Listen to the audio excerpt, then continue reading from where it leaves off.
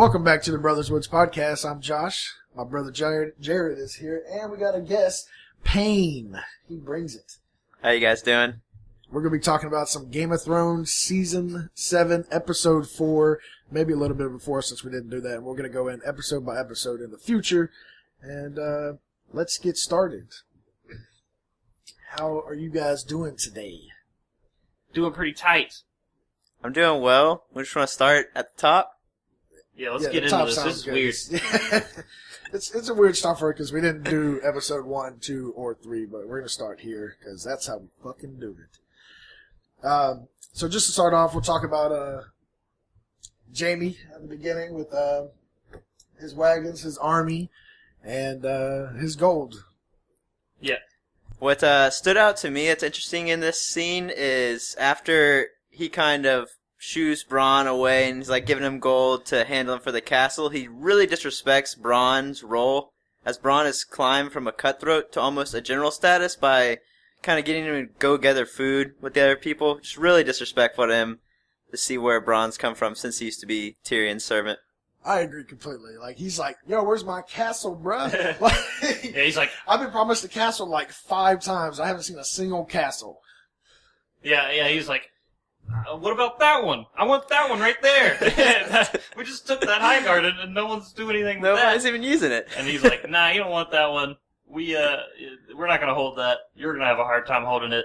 So we'll get you a castle. Don't worry about it. Also, I don't think Jamie's like dissing him though. I think Jamie's just, he's not worried about it, and he's like, hey, it sounds like he's sincere. Like, hey, that's a stupid castle to try and hold. Yeah. But I get Brand's point. But Go ahead. To draw a parallel, just like, so if you think Bronn's really getting a castle at the end of all of this, then you must think Euron's really going to marry Cersei at the end of all of this, and that all Lannisters always do pay their debts, not they're just stringing people along and using them. I guess you got a point, but come on, man, like, at least my point of view, Jaime's a pretty tight dude. True. And, I don't know. He's a good one. Right. He's the good one. He's the good one. I don't want him and Tyrion. I really want him and Tyrion to, like, bro down next episode. I want Tyrion to find him and be like, don't worry, I'm gonna take care of you. I'm gonna take care of you. We're all gonna be good here. Yeah, well, I guess we'll talk about that later. But, also in this scene, I really love, so Jamie's kind of upset as well. Bronn's kind of picking at him. And, I love how he, like, kind of almost like, oh, did the queen give you her last little prick? Before? Oh, yeah. He kind of looks like he kind of knows, like, I mean, he doesn't know, but, like. One last barb from the Queen of Thorns. So I like that as well, man. That's one thing that's really good in this show. That scene was great. Was that last episode when that happened? Yeah. What you mean? Yeah. That's the scene with the Queen of Thorns. Oh, well, yeah, that was the last episode.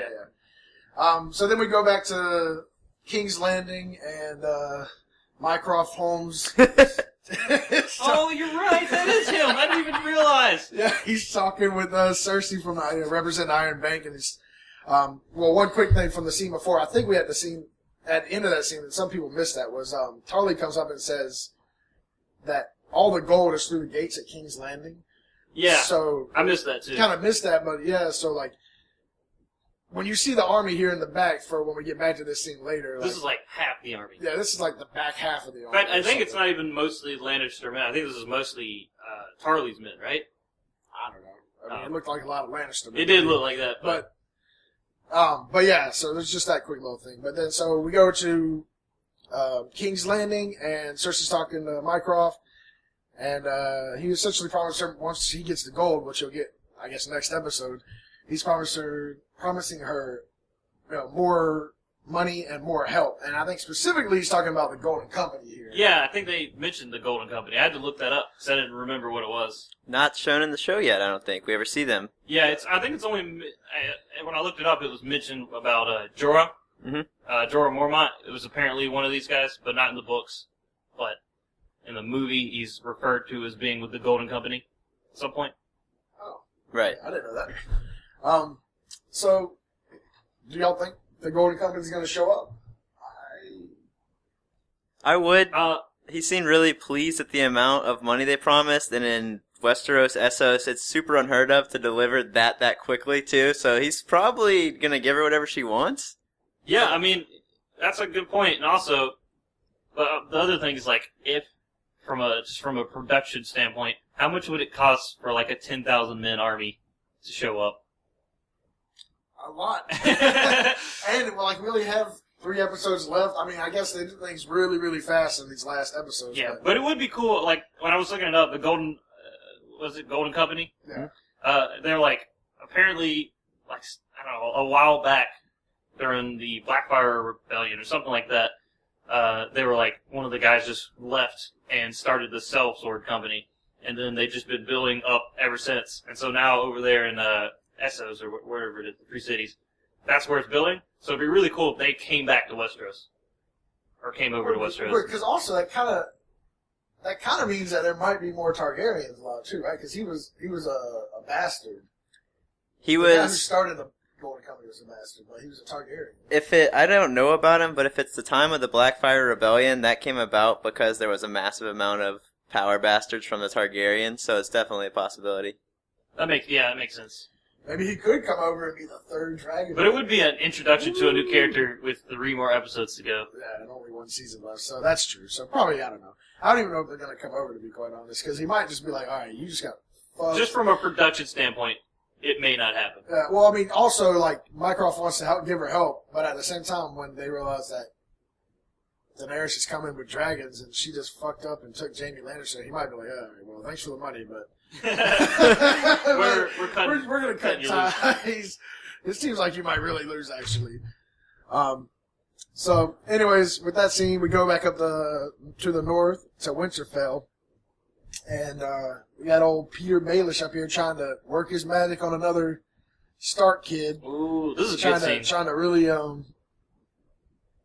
trying to treat him like he's the boy from Robin Aaron. Yeah, Robin Aaron. That's right. And he gets a little more than he chewed for on this one. Yeah, I thought it was kind of insulting to give him Littlefinger gives him the blade that was used to try and assassinate him with. And he was like, I wanted you to have this as a gift for me, and to me that would be like, what? This is Are you threatening me? Are you exactly threatening me? Which I don't know, maybe he was trying to do that. What he was kind of doing. Instead of he was just trying to be like, here, I'm gonna unsettle you. Because I will say, this episode, three Starks are here, and all of them, 4 Starks alive, all of them fucking hate Littlefinger and have like dissed him. Like, Jon has tried to choke him out. Sansa's like, fuck off. Bronn now, he has his scene, and I guess Arya, I don't know if she's done anything to Littlefinger, but she definitely doesn't like him. I think Littlefinger's on her list. Yeah, I think she's on his list too. I'm not sure about that, you know? I don't know for certain. Yeah, I don't know for certain, but I think his days are numbered. I'm just worried who he's going to take out with him. Yeah. Well, anyways, that scene, how does that go down, Josh? Or with Brand. So essentially, like, he's like trying to give him the gift, and he's talking to him, and he's trying to be persuasive and get on his side so he can get in with another Stark and split him up and that kind of thing. Do his little finger thing. And essentially, Bran out of nowhere is like, he like mentions the word chaos, and then Bran is just like cryptically like, chaos is a ladder. Yeah, he's like, man, I can't believe you got back here and all the chaos. And Bran's just like, well, chaos is a ladder. Didn't you say that to Varys and I couldn't know that? Yeah, so that reaction on his face was fucking gold. Yeah, he's like, I gotta get out of here, man. And then is right after he leaves, Mira Reed comes in. Oh yeah, and that's heartbreaking. Is kind of like, well, I'm gonna go get my dad Howland, that was at the Tower of Joy with Ned and helped stab Sir Arthur Dayne in the back. That guy that we haven't seen the whole freaking show. That would be nice to see. I'm gonna go see what he's doing. You're welcome for pushing you around from zombies. And Branch like, cool, good job. Yeah. Yeah, Thanks. Yeah, that scene was sad. I hope she comes back, man. I hope she comes back. She's cool, yeah. She should. Howland, what I was thinking the other day? Cause I have a bad memory. I haven't been following that well. Is Rickon's dead, right? But yeah, is the wildling girl that was helping Asha? Yeah, she dead? Yeah, she was killed by Ramsay when the scene where it's like, I don't know. Ramsey's discussing Oh, how yeah. she tricked Theon as she's trying to kill him and then stab him. Right, yeah. It was a really pointless scene, honestly. Yeah. I mean, you get those. Yeah, there you That's do. my big criticism. So leave it up for you. But yeah, I was saying, I hope she comes back. I mean, I think they just kind of, she might not, man, because they're trying to, it's getting close to the end of this season and the end of the show, and they're trying to like tie up characters, But I'm hoping. I don't think she'll come back this season, but I'm hoping she comes back next season. She might come back because with Howland Reed, he can confirm that Jon's a Targaryen. Right. Well, probably. Oh, I didn't think He's about that. he's That's another player. Yeah. Yeah. So another player can come back to make sure, like, confirm it to everybody.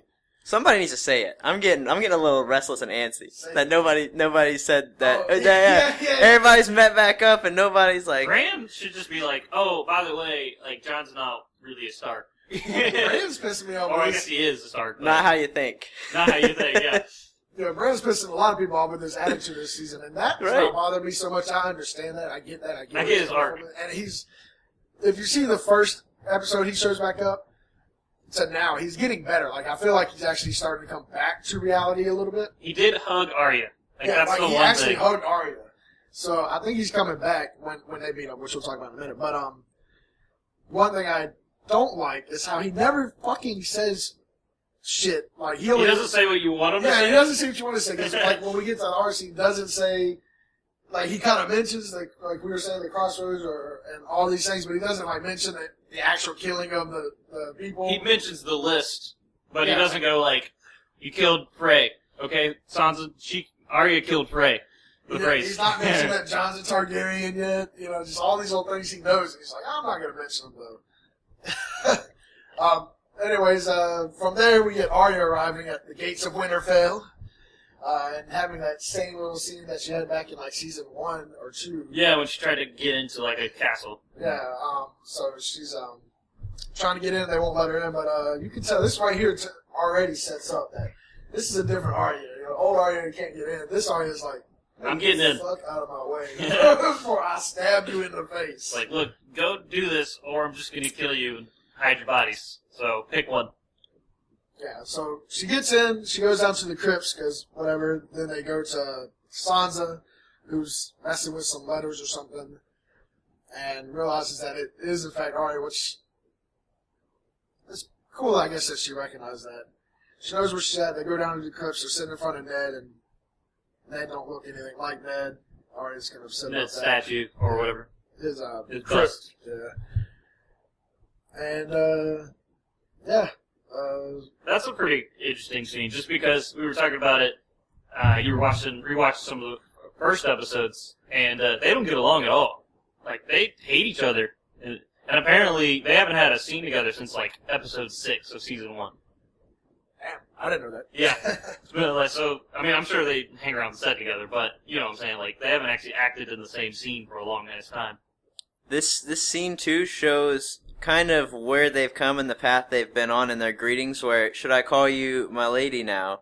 Because Sansa was always the one to marry princes and become a lady and live the normal life, and Arya, famously said that's not me. She was going to be a fighter, and here Right. they are at their, at the growth point where they've become these people fully, and they're still kind of like joke with each other though. Yeah. But they certainly like each other a lot more than they did in the beginning. I think they they- still got a little, because like when Sansa and Jon hooked up, they're like, oh, hugging. Even Brandon hugged back, but That's a laugh every time. But Sansa, hugs him. But then when those two met, they're kind of like, we did hate each other really a lot. Yeah. Back in the day, but But it's cool, like, this episode really shows how they've grown, I think. Like, Arya first is like, oh, Sansa's grown. She's like a lady and a lord. I mean, she's ruling over. She's doing good. And then later on, you have the scene where Arya's practicing with Brienne. Brienne, and Sansa's looking at it like, I can't even remember how her face was, but it was like, what? Like, she's good. What? yeah. So yeah, it's really dope. I love how they Arya talks about her list. Sansa's like, what the fuck is wrong with this girl, man? She's like, this list? They shouldn't Like, really you're buy killing it. people? And then they go meet Bran here, and like, obviously Sansa's like, something's a little weird. He's come back different. Yeah. Which Arya doesn't seem to be that deterred. I think Arya, having been to, like, the Faceless and having done all this shit, she's like, She gets it. Yeah, I think even she almost had a similar arc because that's what no one asked her to do. To become a faceless man was to like forget your past, forget you are no one.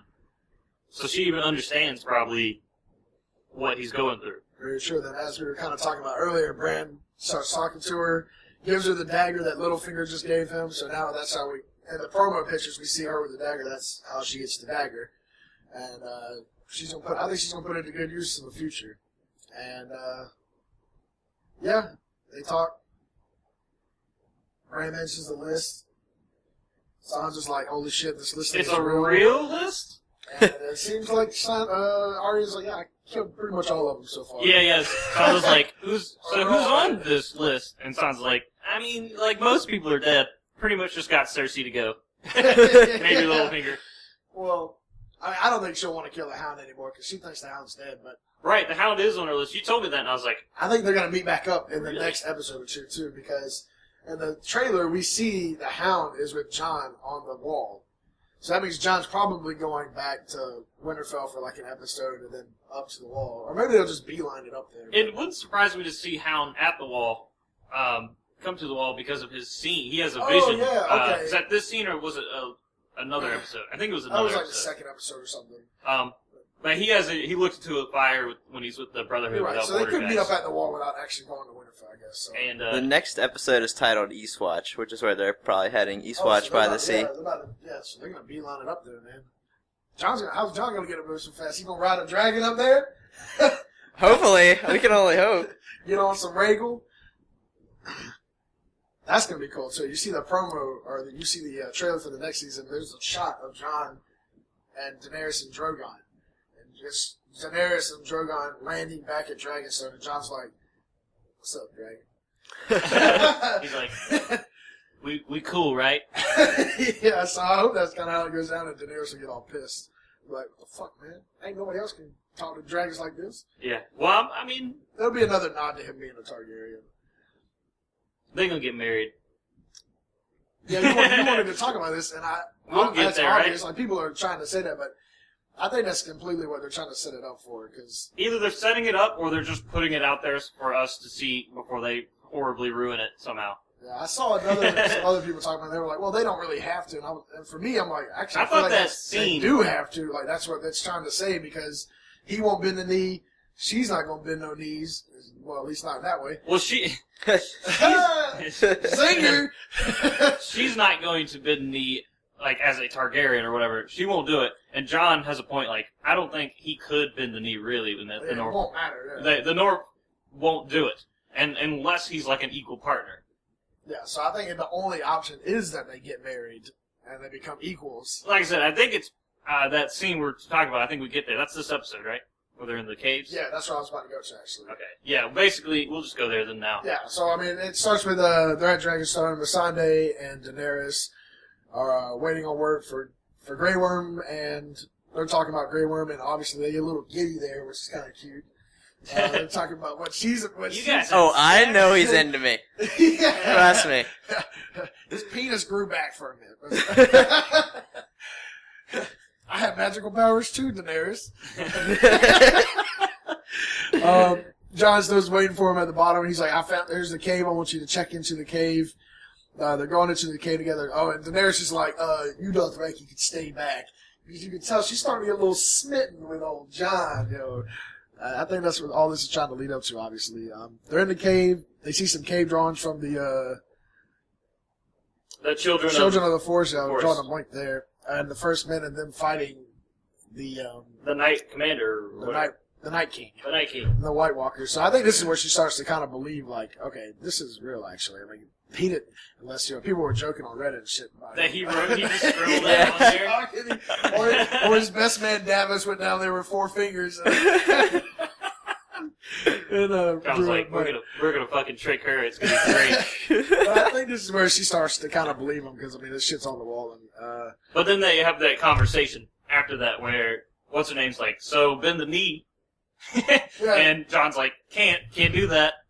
And but I think that whole scene is just being like, they have to get married, and they just maybe they don't realize it yet. But in my mind, that whole scene was pointing that out.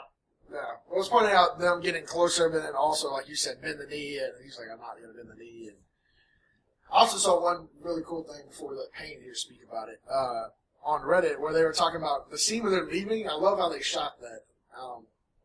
Because it looks like they're holding hands when they're leaving the cave. Oh, does it? Yeah. And I saw, it looks like they're holding hands when they're leaving the cave. Obviously, they're not.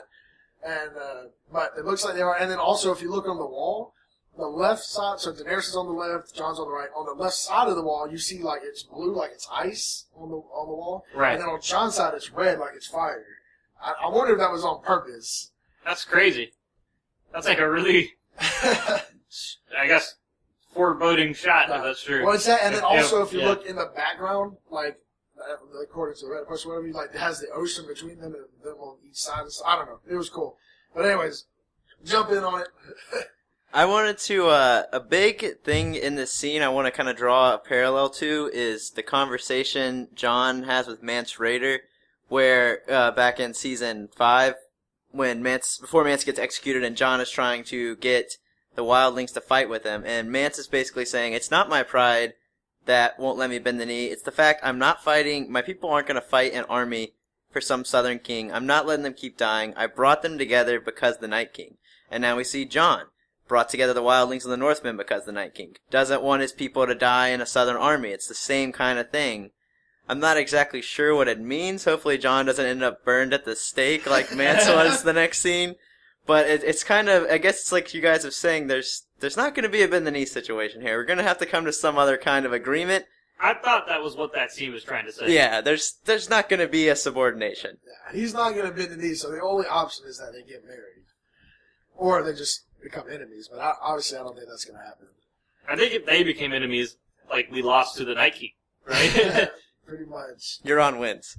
Euron wins. You're right. Euron. What if Euron wins at the end He of just this? stays on the water and just avoids the little land covered in white waters. It becomes a, like, Waterworld situation. Yes. Like, this is Game of Thrones is the prequel to Waterworld. Yeah. Kevin Costner's character is actually like the long line of like Targaryen. That'll be the spinoff, man. Yeah, so we have that. They come out of the cave, and Tyrion and Varys are out there, and they're like, "Yeah, we took Castle Rock." And she's like, "Yeah, that's a good thing. Yeah, awesome." And Tyrion's like, "Not so much." Well, kind of confirms to her, like, "Okay, so we had some issues." And yeah, she's furious. She sees the dragon. She's like, "Fuck this clever shit."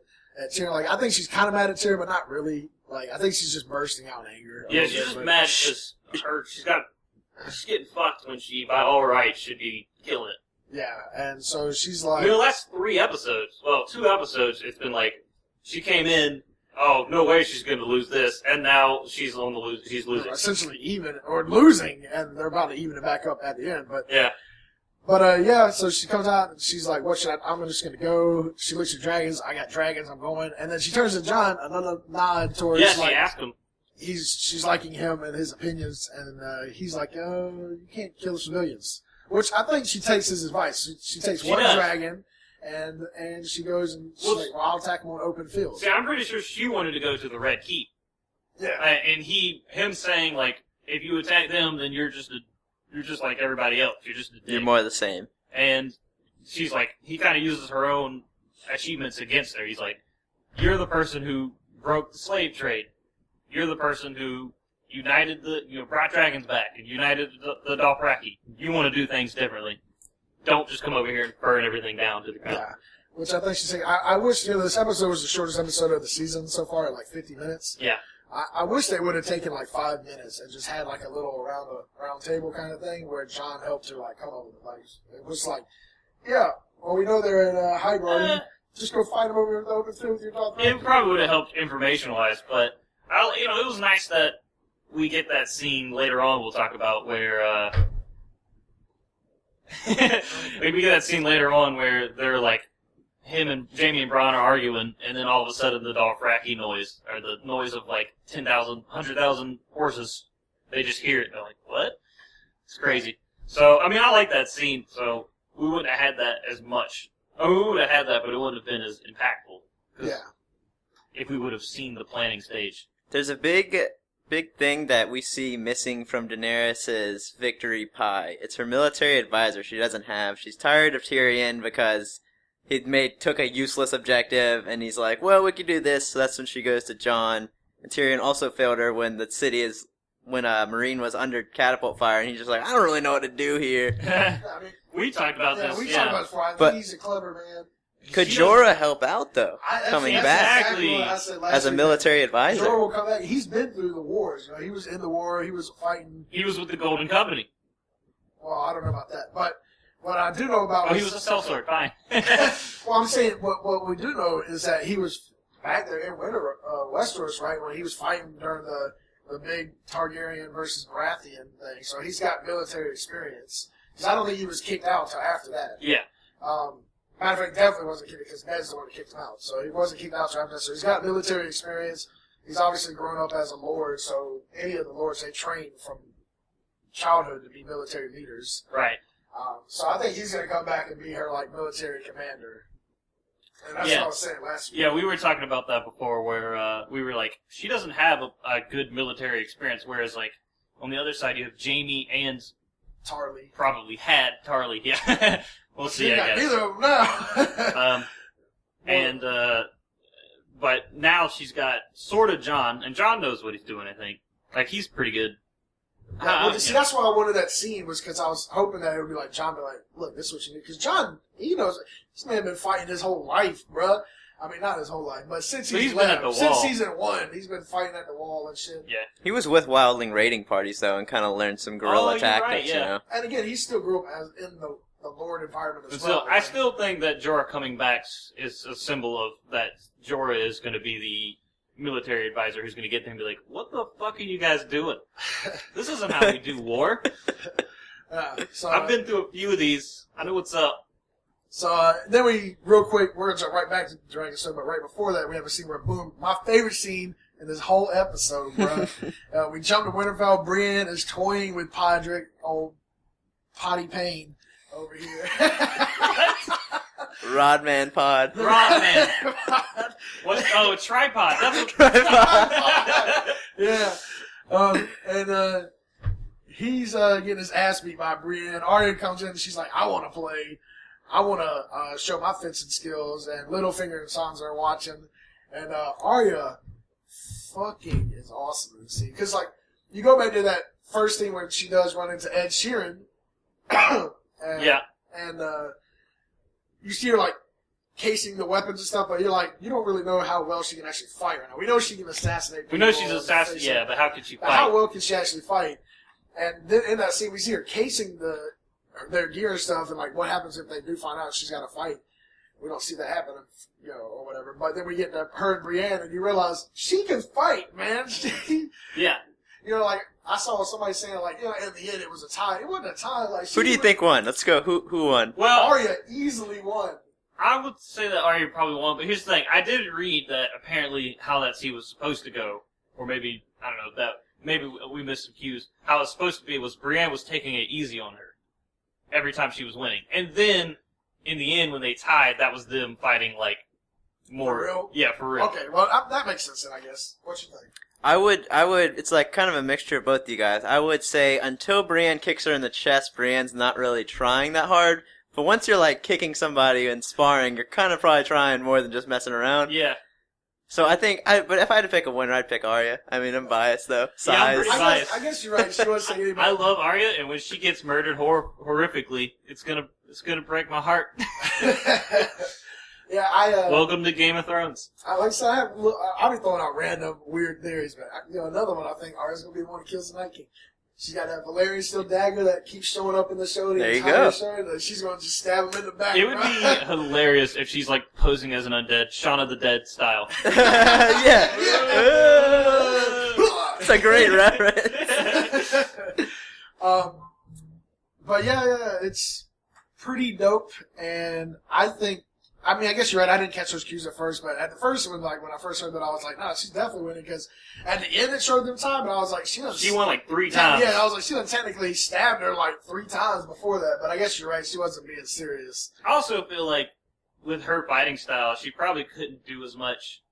Well, true, her stabs aren't gonna. But like her fighting style is probably like a lot of quick stabs, which she's not going to do in that type of like a training fight. She's not going to be like, oh, slit your wrist. Oh, did I? Oh, sorry. Like, she's not going to do that. I was thinking about it later. Brienne's style was more like, I'm just going to swing down really hard.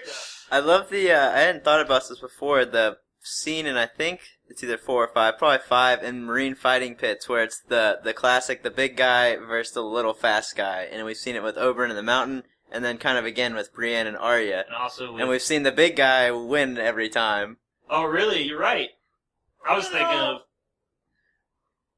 In the Oberyn case, I don't think... Oberyn... I think that was bullshit. Yeah. I think any dealings with the Sand people this the Doran people this far has been bullshit. It's my most hated part of this show. It's why I give it like a 4 out of 5 now as opposed to like a 5 out of 5. So this used to be my favorite show, like probably of all time, until that scene with Oberyn in season 4, I think. And that was because, like, I mean, he just stabbed the man through the heart. I don't care how big you are, unless you're using magic, which is his point, he's not. You don't get back up from that and have the strength to break someone's skull. So that was the one scene where I actually thought they missed out. Like, George R. R. Martin in general wrote a misstep. Like, it just didn't make sense. So anyways, but off that tangent, want to shout out Maisie Williams. She's so good as a fucking actress, man. Holy yeah, she's shit. killing it. Oh, yeah. Her, the way she moved in that scene, like, action, like, you know, a lot of times you have these actions, like, we were talking about Valerian 3 weeks ago and how I thought he looked like shit when he was doing his action scenes in that movie. Yeah. She looked fresh as fuck in this action scene. She's just like dodging. She was so shit. Fresh. She was so clean. She was so fresh, so clean. Ain't nobody dope as her. Anyway, so we jump back to Dragonstone. Davos and Jon are chatting about Daenerys' heart, and how much Jon was looking at her heart. And she's got a great heart. They meet up with Missandei, and Jon Snow explains his like bashing name and. Oh yeah, Missandei's like, we don't have marriage in where I'm from. Yeah. It's apparently like an island somewhere on the third continent. There's a third continent. I don't know the Game of Thrones well enough, but I haven't looked enough into the Isle of North to know where it is. Me either. But she also kind of shows in this scene that Daenerys wasn't.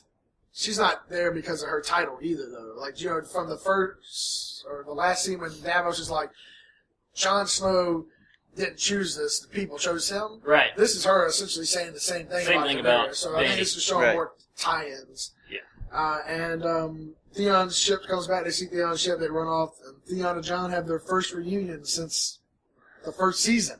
They literally were only in They together. probably have, just as long as... One episode they were together, because I just watched that one episode last night. Yeah, because Jon leaves for the wall. The very first episode. Well, I guess in the beginning of the second episode he actually leaves, but... So, yeah, that's probably the longest reunion yet.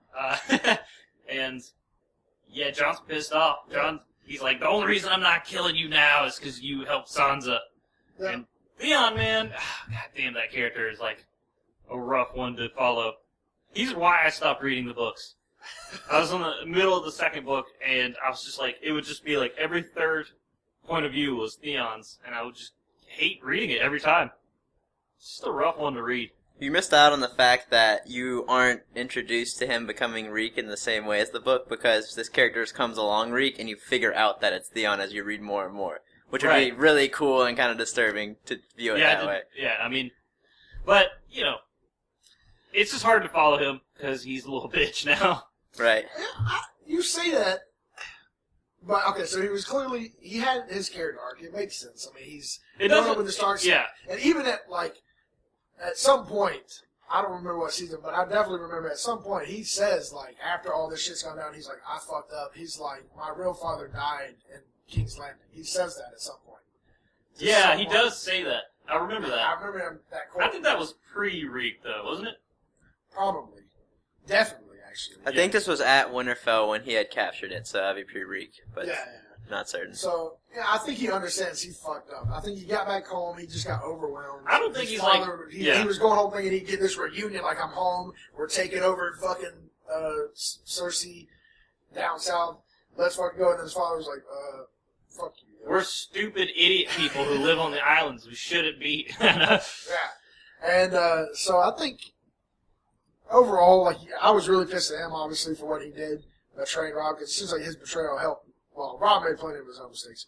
But, he's coming back, man. He helps say he's like tortured like crazy. Like, you got to feel bad for him a little bit. He's like, I feel bad for him. and then he's building back up. He saves Sansa, and even on the ship, he jumps off. Like, that's one thing I noticed when he was coming back up. He was like in the lead, pulling the ship back up, or the little boat up onto the shore. Yeah.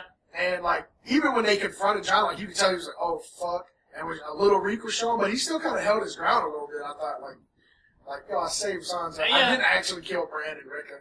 I'm not saying. Well, that's what's hard and disappointing about it is that you feel like he's coming back, and then he gets confronted by Euron Greyjoy, and he just goes right back to Reed. I don't think he went back to Reed. I think he started to be smart and was like, I can't, like, if I run him, he's just going to slit her throat, and then he's going to kill me. And I think he's like, I can come back better. But why didn't he jump off and then, like, swim to Euron's ship and sneak on like a badass? Oh, because he's supposed to take on 1,000 people on a ship in the middle of the ocean. Way to think, Jared. Wouldn't it be cool, though? Wouldn't it be tight if you just held on to the ship? I think you're missing the underlying theme of the show is that things happen in reality. Well, you need 20 good men, too. You can't do it by yourself. Ramsay taught us we need 20 good men to overtake a whole army. Exactly. Yeah. But on that note, they have the little reunion. He's pissed, but then doesn't kill him. So I wonder if they might grow some sort of friendship again now. Like, they hate each other at first, but I mean, they're different people now. Just like with Arya and Sansa, shit happens, Let's ask ourselves this, though. What's Theon's role now? Because his role before was he brought Yara and the Ironborn fleet. What's he got now for Daenerys? What does he do, yeah? He just... Nothing. His name's not worth anything. Doesn't really have any loyalty of his people. Don't have any ships. Yeah, what is he gonna do? Yeah. So he makes a mean servant. He's a great servant. He's a great servant. 10 out of 10. I mean, maybe that's what he comes back to doing. Is like serves John as reprimands or some shit like that. Because maybe he's going north with John too. If he and John can come back, it can become friends or whatever. Well, I don't know. They'll become friends with. I don't really think that they. I'm not sure if I believe that they can, but if they could, then his role would probably be to fight the White Walkers. Yeah, well, that's what I was about to say. Like, I think they could get respect for each other because, like, we saw in the boat scene though, like when Euron took over, like he could fight though. He could still fight. Like he was doing very well. He was fucking some people up too. So he might go with John and be like, all right, I'm going north, man, to make up for what I did. He's probably going to be the one on the Iron Throne at the end of the season, okay? That's all I'm saying. At the end of the show. Without any heirs either. Yeah. So next we get to the last scene, the best, well, second best scene in my opinion, but the best fight, one of the best army scenes, like it's so dope. Jaime and Bronn have their little thing with Dickon, which is hilarious. We're laughing at Dickon. Rickon. No. Dickon.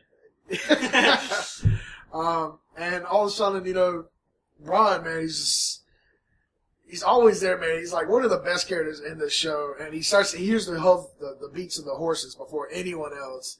He's like, "Oh fuck, wait, listen," and they hear it. The Dothraki coming, like they brought. I saw someone say 10,000. I'm pretty sure it's like 100,000. Well, I think he supposed to be 1 million. 100,000. A million? A million? It's 1 million. Holy I'm pretty fuck. sure it's 1 million. I don't think it's that much. She has and I think it was 100,000 when she had just her Khalasar. She now has all Dothraki that exist, though. Jesus Christ. So, I don't know. Don't trust me on that number, but either way, we can agree it's more than 10,000. It's more than 10,000. It's a lot more than anybody else has. If she has 1 million Dothraki, she's not even close to being in a losing position.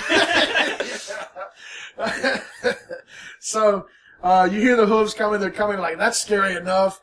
Jaime's like, Bronn's like, we need to get the fuck out of here, yo. Like, and Jaime trying to be a good man is like, no, we gotta stay, yo. We can take this. And then you hear the dragon scream, and that was just fantastic, man. Their eyes, Jaime first sees the dragon, he's like, what the fuck? Oh, shit. None of those people have ever seen a dragon, I don't think. Yeah, none of them, and all of a sudden they see a dragon, and let's just say for right now, like probably like 50,000 Dothraki coming at him, or 100,000 Dothraki. Which also is probably a terrifying army to look at. Like, oh, you're seeing horseback. a cavalry, 100,000 men strong cavalry.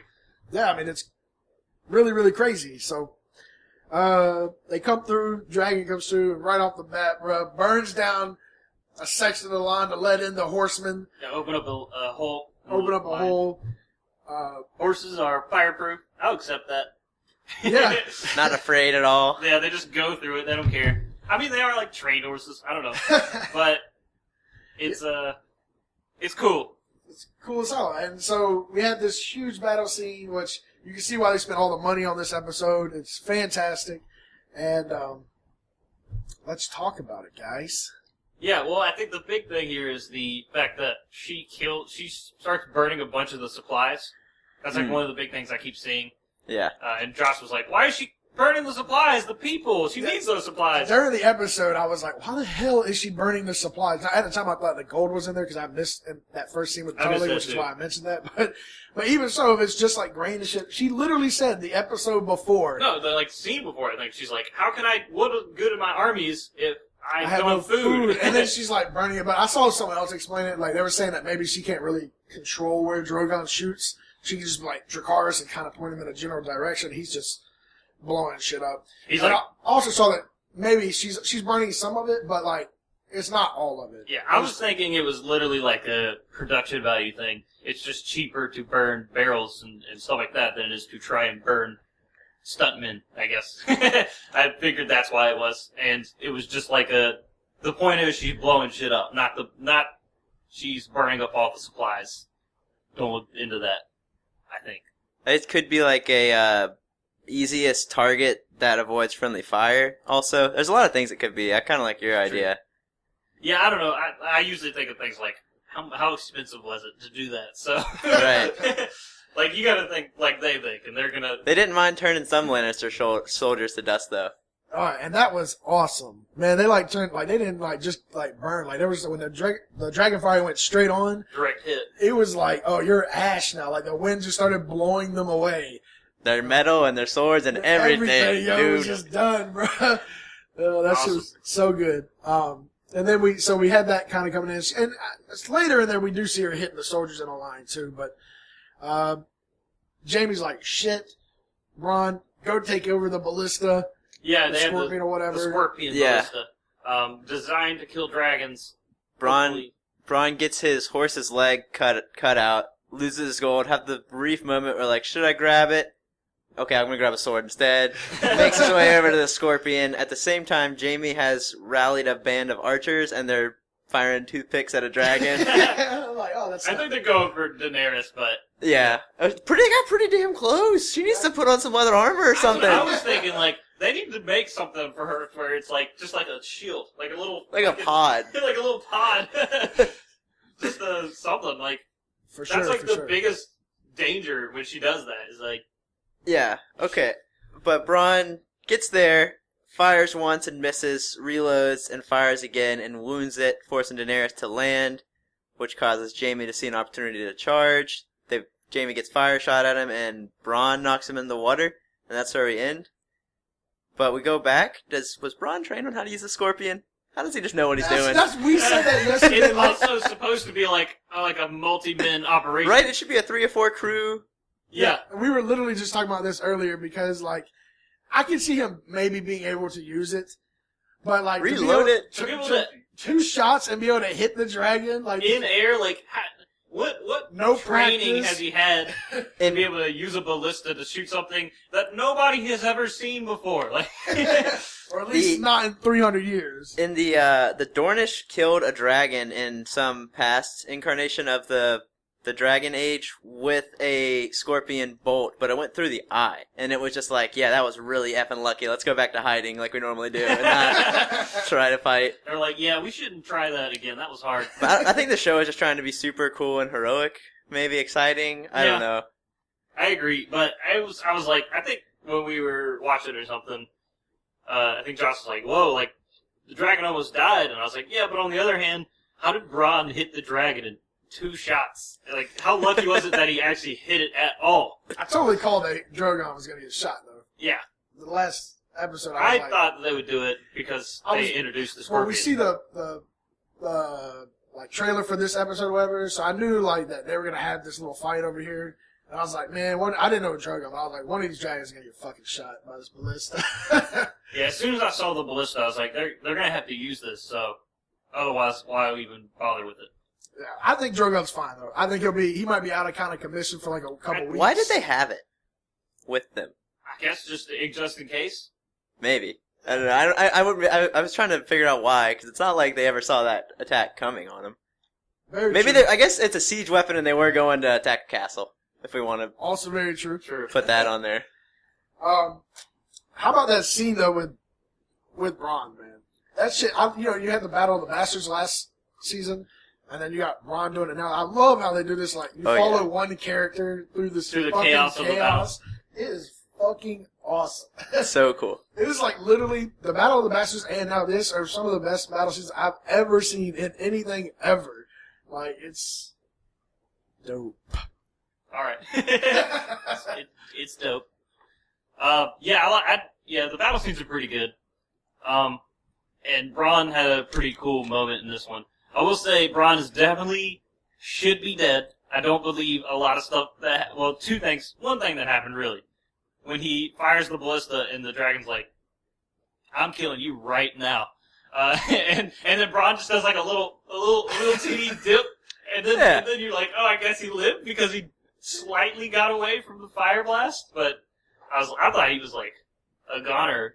But I thought he was gonna die after one of the shots because it's like as the camera's going back and forth between him, it comes back down and you like see a Dothraki very close to behind the Scorpion, and it switches again, and I'm like, next scene down there, he's gonna be about to shoot, and then it's gonna be like something through his chest. And it's just like, oh, nope, he's still just shooting this siege weapon in peace all around all these Dothraki. No one cares. No one gives a fuck. Well, on that scene where you were talking about, I agree with you. I think they should have made it where like he jumped and just kind of kept running, one. And two, but the Drogon was aiming for the ballista. Because like at the scene, it was kind of funny. I don't know if you noticed that. He fires on the ballista, burns it away, but it's still like standing there like a shell. And then he takes his tail and like fucking destroys it. Yeah. So like, fuck you, ballista. Yeah. I can't believe How dare you hit me?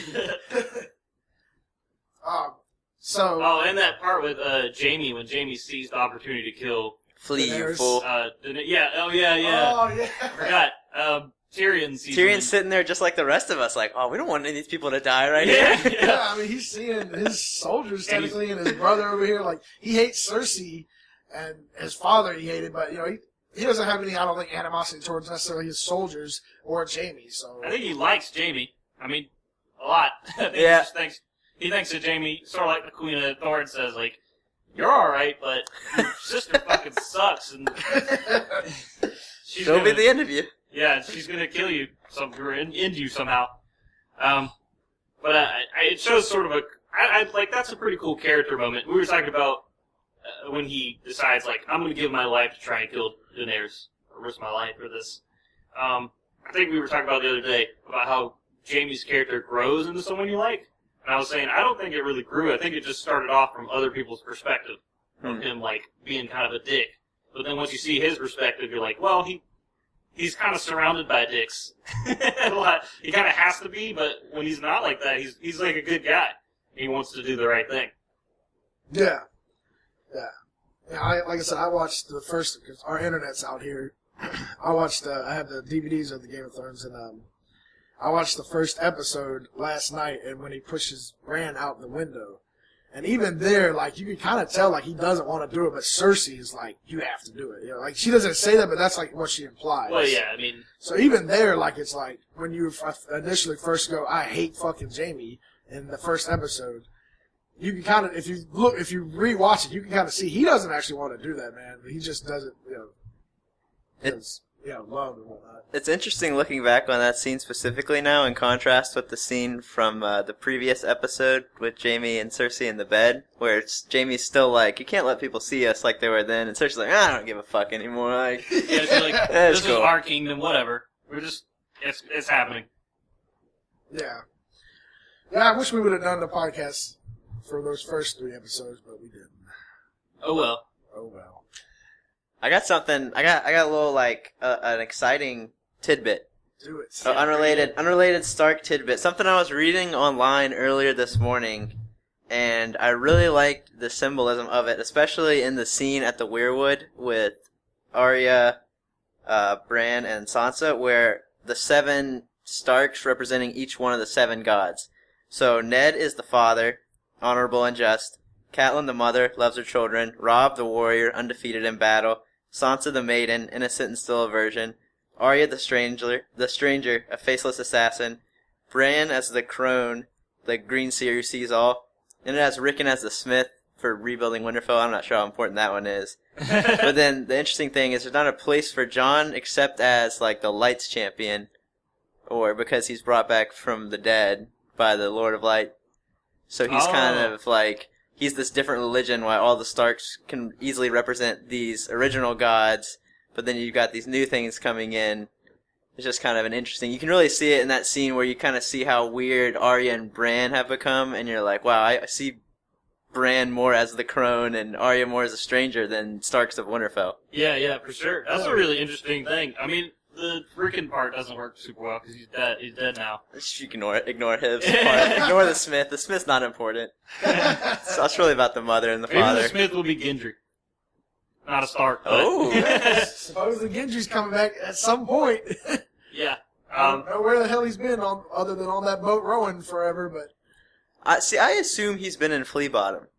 Yeah, that's what a lot of he people was going back towards King's Landing. And he's just been making armor and stuff, and it's like, it's not important to show us what he's doing. But then how does he get from Flea Bottom with nobody there to tell him to go north? But if you watch the season 7 trailer, you see him up north with, or supposedly that's what people say, it's him up north with Jon Snow at Eastwatch. So I don't know. We're gonna have to find out. That's confusing. Like, where has he been? How does he get up here? So maybe it's not. I don't know how these people. I don't know if people have I keep seeing it everywhere, but I don't know if that's just because they assume it's him or they actually know it's him.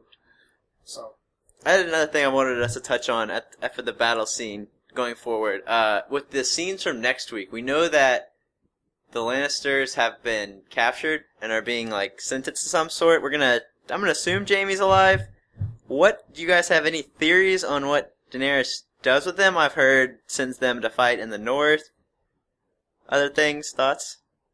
Sends them to fight in the north is interesting, but I think Josh, what you're about to say and what I kind of agree with, think about is Jaime will end up being the person to kill Cersei, and if he's the person who ends up being to kill Cersei, then he's not going to the north. Well, because there's some prophecy that actually I take that back. He might go to the north, see that the White Walkers are real, and go, I gotta get rid of Cersei. Very true.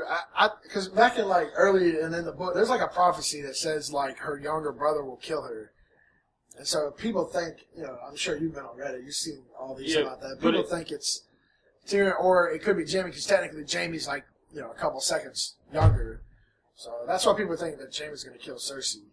That part's left out of the show, though. That line. The line is it's in Valerian. I couldn't remember. Yeah, the line, it's like the Valonqar will wrap their fingers around your neck or something, and that part is left out of I think it's 5-1 or 4-1 when the Maggie the Frog prophecy scene, where she's a little girl. I think that line's intentionally left out, but... Oh, I didn't know it was left out. But I don't know. It doesn't stop people from still saying, everybody thinks Jaime's the favorite. But if they purposefully left it out, it sort of suggests that they don't want it to forebode like that. So, you're very right. I don't know. I do think Jaime's still alive, mostly because what would be the point of having him die by... Why not kill him with the fire if you're not just going to kill him? I think him and Bronn are still alive. I think both the Tarleys are still alive, but I don't think both the Tarleys are going to be alive. You think that she's going to feed them to the dragon? Or kill him? Or kill him, I don't know how, but I think she's going to kill him. Or... If they don't bend, I think they're not going to bend, and Charlie's going to be like, I'm honorable, even though I did technically just betray my whatever. And then she's like, all right, well, fuck it. She could send him to the north. It depends. They got to actually fight for her in the north. She can't just openly trust they have to fight for Jon in the north. And that's what I was about to say, is it could be an interesting little thing, because, this is Sam's family. What if, Sam ends up being, he goes to the North or at some point, He's above him. and he's above his father and his brother. You know what I mean? Like that's an interesting little turn. And it would be a good use of them probably. And she couldn't have them fighting for her, but she could be like, "This is for you, John." One of the reasons I didn't like that theory is 2 instances of us seeing the Lannister men can't fight because this is a country that's been at war, and these men in armor are not men; they are boys, fishermen, whatever. The Dothraki with Tyrion being like, "Your people can't fight." Yeah. And then the scene with Ed Sheeran, I felt like mostly was to show us that these are just like people. They're not really soldiers. Necessarily hardened, trained soldiers. Yeah, they're not, and stuff like Lady Mormont being lady and the 2 children of the Karstarks and Umbers being in charge. You see how much war has taken its toll. So that's why I was like, these guys aren't worth anything, man. Yeah. Let them go home. I don't think she's gonna let him go home. But I can never predict what she's gonna do because I always go soft on my prediction, and then I'm like, oh yeah, she's a fucking crazy Targaryen still, so she's gonna kill people. Yeah, she is the dragon. Go dragon. Be a dragon. My prediction. I want to see somebody get eaten by a fucking dragon. So just I think flipped up in the air like a T-Rex. So I think she's gonna feed Tarly to the fucking dragon. That's expensive for just a standard execution death. If they do that, it'll be in a fucking battle. Okay, that's very true. Do we want to touch on any other predictions? Who sits the Iron Throne end of the season? Okay. God, I don't know. I just want Arya to live. Please let Arya live. I'm with you there, so I really want Arya to live on the Iron Throne. You do yours. 'Cause I got to think about it for a second. Cersei. Cersei is currently winning, has been on the throne the whole season. Daenerys had a brief moment where she had more resources, but Cersei's kind of playing her cards better. It's a card game, and if you don't play your cards right, if you waste them, you don't get much for it. And she seemed to waste a good portion of her army, her naval fleet. So I think Cersei's going to hold it out for 3 more episodes. Oh, so you just mean at the end of the season? Yeah, at the end of the season. At the end of the season. I don't know about the end of the show, because just the season. The show is kind of a lot. Okay, yeah. I thought you meant the whole show. Yeah, okay. So, I think no one will be on the throne at the end of the season. I think Cersei will be dead, and it'll be left open till the next season. Yeah. And I don't think Daenerys is going to come down and actually claim it, because she's going to help Jon. Yeah, I was thinking, ideally what I really want to happen, I don't necessarily know if it'll happen because it's Game of Thrones and they don't like to do things that are too obvious. Ideally, Jon and Daenerys get married, take the throne, and then the whole next season is just about the fight against the White Walkers. Because I'm kind of tired of political drama at this point. It's been 7 seasons, but I don't think anybody else is there with me because this is Game of Thrones and a lot of people are in it for that. Well, I think that's what's going to happen because... Well, that's what I want to happen. The Night King's coming and you got to...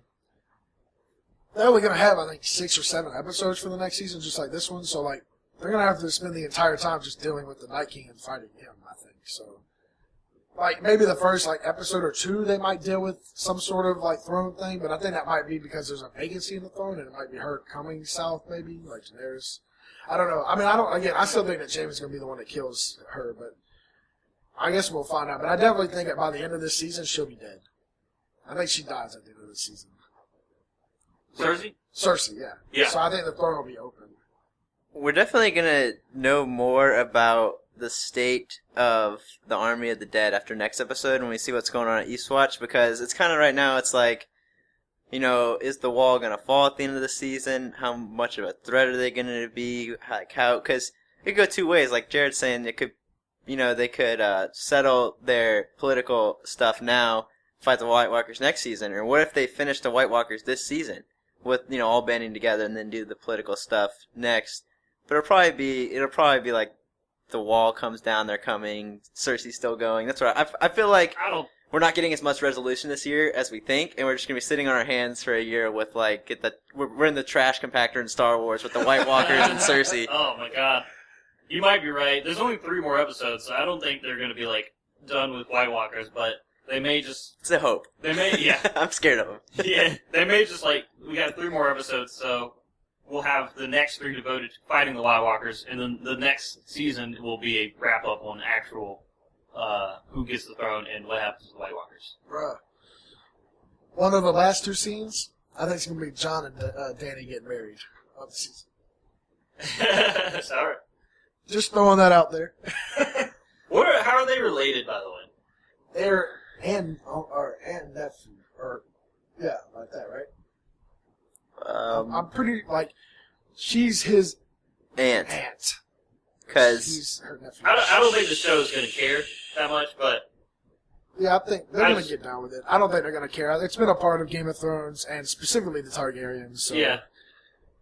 They're not brother and sister, so it's not that close. I mean, we've had Cersei and Jaime for like 7 seasons, so I don't think they're gonna actually care about that. But interesting fact: Tywin married his cousin Joanna, who is why few people believe Tyrion to be a Targaryen, because Aerys had a whole thing with her, and she came back to town for a tournament. It was really weird, but that was always something I was interested to find out, because Tywin basically did all the things he got mad at his kids for doing. He did them all. Yeah. I love how you see that too in the previous couple of seasons ago when Tyrion gets pissed or whatever. He's like you see Tywin as this talking shit about his kids, and then the next episode he's like fucking the whore. Don't bring a whore to my bed, and then brings a whore to his bed. Like, yeah, exactly. Well. You're like, wow, okay, this dude just talks out his ass. Yeah. Any quotes y'all like from this episode? Or any of the first 4 episodes, since we didn't do the other 3. Any big quotes y'all like? Oh my God, it's Ed Sheeran. No. Apparently that scene, I looked up. Apparently Maisie Williams is like a big Ed Sheeran fan, so they've been trying to get him on for a while as like a surprise for her.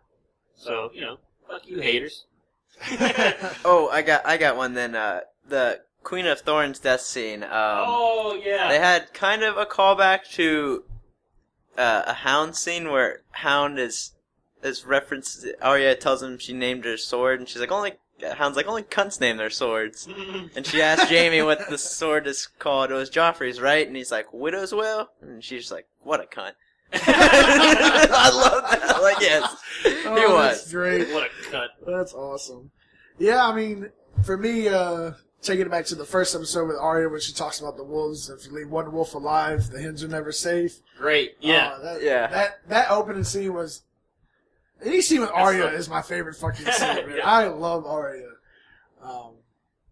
That part where she's like, who trained you? And she's like, no one. Even though it's not necessarily true, but... I don't know if I like that, actually. Like, it was her kind name of was like the Waif. It was kind of a cool shout-out to, like, for the fans, I guess, like no one. But in reality, Serial Pharrell... Yeah, that's what I was thinking. It was season 1 and 2 or whatever. The guy who taught her dance, the water dance or whatever. I mean, obviously she was using that technique. So, I mean, she was taught by Serial Pharrell. I mean, obviously she was also expanded in her teachings by the Faceless Moons. But she could answer that better is all I guess I'm saying. It was just like a clever thing. Yeah, I don't know. Obviously, my quote for this episode would be, you fucking idiot. Yeah, like, run, you fucking idiot, run, or flee. I wanted to say something about Josh's whimsical ending of marriage. The show can't really end, because we come into the show in the happily ever after of Robert's Rebellion. We're in the happily ever after where we're 20 years of nothing's really happening, and then this impetus of events, Jon Arryn dies, Bran out the window, all that kind of creates this whole story we're in now. But it's also the scene where Sam is first talking to the Maester. It's like, we thought the long night was going to be it. And all these things happen, and the world just keeps on turning, and Maesters just keep on writing their books. So I don't know if it could be a long night situation, and that could be close to the end, but there's always going to be Essos. They'll be over there hanging out and be fine. I just meant the end of the season. Oh, okay. Not the show. I think at the end of the show, I think both Jon and Daenerys will be dead, to be quite honest. They say it's going to be bittersweet, which makes me think that a lot of people are going to die, but they'll end up stopping the long night. That's what makes me think that. But you're right, and also apparently they're doing like 5 other shows in different eras and stuff. So right, we're going to get a whole bunch more probably. Unfortunately, I was reading. They said there's one George R. Martin is still writing called Duncan and Egg, and he's like, "Oh, you can't do that one because I want to write 3 more of these books." And it's like, come on, dude, nobody's waiting for you anymore. And I think they said they wouldn't do the dragons either because probably don't want to spend money. That's your production argument. Yeah. But they could do like but Blackfire Rebellion would be sweet. Oh my God. That's would be similar to it this. would be pretty tamed. It's small, I think. Roberts would be sweet, but they wouldn't do that. I think they said they wouldn't do that one. I heard they It's wouldn't King do that. Robert. Well, that and you already got too much of it in this series. Yeah, So- we kind of know all of it. I hope they do something with Valerian. Valerian, or whatever the place is called, I don't remember. Basically, it's Rome of this world. And it's fucking... Yeah. Every time I hear about it, it's tight. Every time I've looked anything up about it, I want to know more. Every time you see architecture, like, from it, or just anything, it's cool. I want to know more about that place. That would... I don't know what time. That would either be during the Dance of Dragons or before. Because it's like the time... The earliest time is times of, like, legends, like Land the Clever and Bran the Builder and all these big-ass idea people. But then they eventually rode the dragons over from there, I think. But yeah, that place sounds cool. That's cool. That one I want to see, and one that I think they probably could do, is maybe either when the first men come over and fight the children, or the children and first men fight the White Walkers, or when the first men and children fight the people who become basically the Southerners. And I don't know what they're called, but the people who bring the religion of the Seven over. And real quick, I wanted who is y'all's favorite primary character and secondary character? I wanted to throw that out there. Oh wait, you mean like the major character or minor character? Yeah, main character, minor character. Arya, her major character, for sure. Minor character, man, I don't even know who that includes technically. Alright. Tyrion Lannister, because he always steals the scene. I came out here to brood, but you're so much better at it than me. I guess that's it. That's all you need. And then I might just take the pair. I'll take the pair. I'll take Braun. Okay. For me, favorite probably Arya, I guess, or Tyrion's a real good one as well. But Arya will say. But the more interesting thing for me is actually the secondary characters, the support characters, and mine has got to be Davos. Oh, Davos is great. I love Davos this season so much. Like, he's grown so much too. Because I was just looking at a quote, like when he says, John talks about something, he says, we have far less or something like that, and he's like, fewer. And he's like, Stan the man. He says that so many times, or Stan is corrects him like 5 times in previous seasons like that. I fucking love Davos. Just Davos is great. Obviously we didn't do the podcast on the episode, but like when Jon and Daenerys meet, Davos just like hype mans them. Like No, Daenerys has this long ass introduction about her titles, and then Jon's just like, and then Davos is like, Jon Snow, King of the North. But and then even after that, when like Daenerys comes out and tries to get all up in his face and shit, and Davos is just like, whoa, hold up, and he comes at him like a hype man, like, better back up, man. He took a knife to the heart. He got stabbed and died and came back to life. Did you do that? Do you think that Davos sort of Davos argument bolstering caping up for somebody is better than when he was at the Iron Bank and he was like, look, this man is just, he took off my hand and I saved his city because he's a just and worthy man. Do you think he was better convincing then or in Dragonstone? I don't even really remember that. I don't remember the other one that much, but I definitely think Dragonstone, man. I was so hyped when he started going alpha on her. It's like, you gotta think, man, she's like a queen, right? Like, they gotta be a little scared because the last one was fucking crazy, the Targaryens, and Davos just don't give a fuck, He's like, take a step back. Because let me tell you about my man Jon Snow the Resurrected, okay? Yeah, I love a lot of these side characters who are like that, where they're just like, they're honorable, they're pretty honorable men, or they're like, just pretty good in general, but they're not reaching for the throne or anything. They're not doing anything like that, and they're okay because nobody sees them as a threat. You know what I mean? It's like Ned was honorable and people saw him as a threat, and therefore that's why he ended up dying. But nobody really sees Davos as a threat, so he can be a good guy. Davos for the throne. That would be great. Well, let's get Davos on the Iron Throne. Let's everyone dies and then Davos just walks into the throne. He's like, I guess it's me. The Onion Knight is here.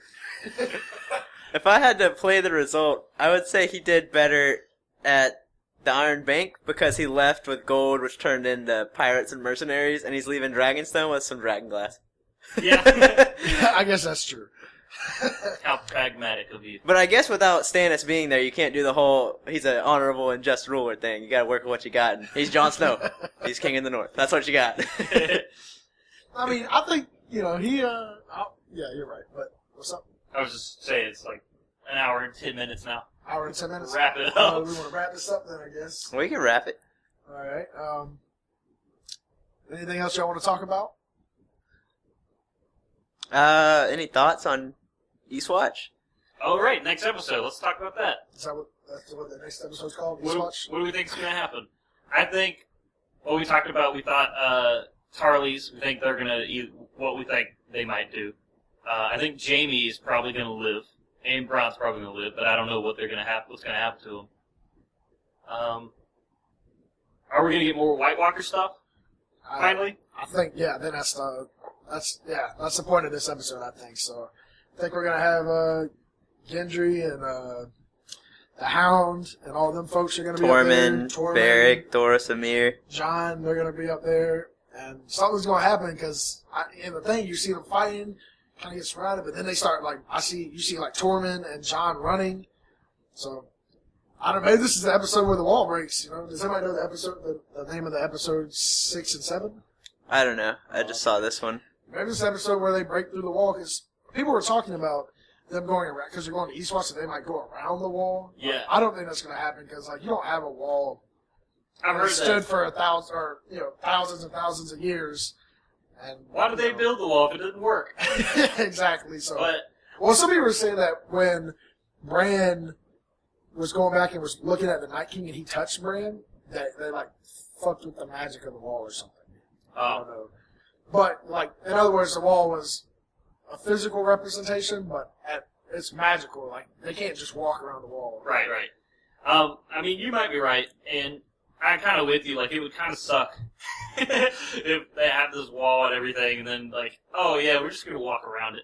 But I think the Hound sees them at that, sees them walking around the wall. I think isn't that in his vision? So I don't know. I don't think so. Okay.